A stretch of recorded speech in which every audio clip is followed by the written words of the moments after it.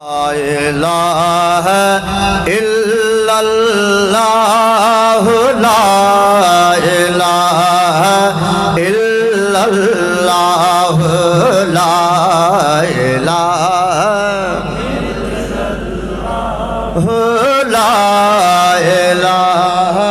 الا اللہ خلیل جی بے صدا حضور جی بے دعا خلیل جی بے دعا حضور جی بے صدا لا الہ الا اللہ لا الہ الا اللہ لا الہ الا اللہ لا الہ الا اللہ عجیب ذکر ہوئی ہو عجیب ورد ہوئی ہو مریض دل جی شفا مریض دل جی شفا لا الہ الا اللہ لا الہ الا اللہ لا الہ الا اللہ لا الہ الا اللہ سمجھو لا الہ الا اللہ لا الہ الا اللہ محمد رسول اللہ صلی اللہ علیہ وسلم اوہ کدیاں حلیمہ جا بچڑا بکرن کے چھڑے بھئی گھر آیا ایک دیہاں حلیمہ جا بچڑا بکرن کے چھڑے بھئی گھر آیا اچھی گردی جہیری گال کیوں نوجوان اماں بنظر آیا او اساں پہرن کے بھی پہرو دنو چھاکان تو خدشو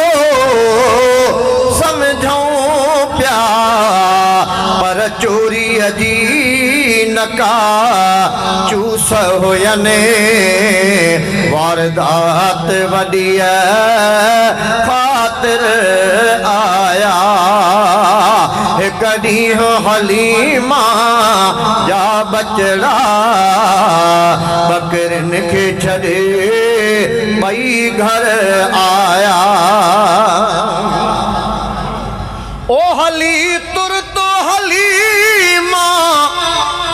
ورکھ وٹھی پیرن میں جتی بن پاتاؤں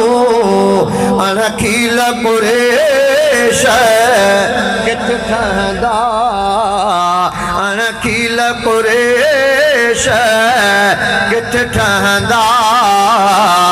دھرم جا دھکا اج کر آیا اچھی گردی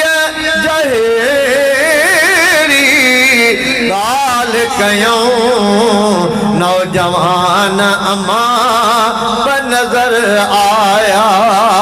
ایک دیہاں حلیمہ جا بچڑا بکرن کے چھڑے بھئی گھر آیا او آیا ڈٹھاؤں عربی کے آہے چاکو چمو دھن چارے تھو محبوب کھلاتا ہوں سینے سان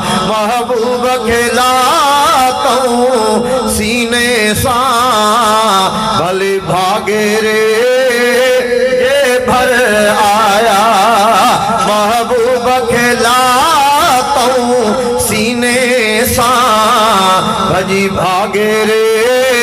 ये भर आया ओ महबूब जयो ते मलाइका जन ज़मज़म साद ले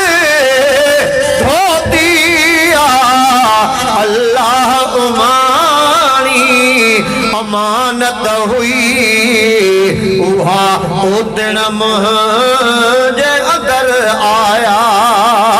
एक ॾींहुं हलीमा जा बचड़ा बकरिन खे छॾे ॿई घर आया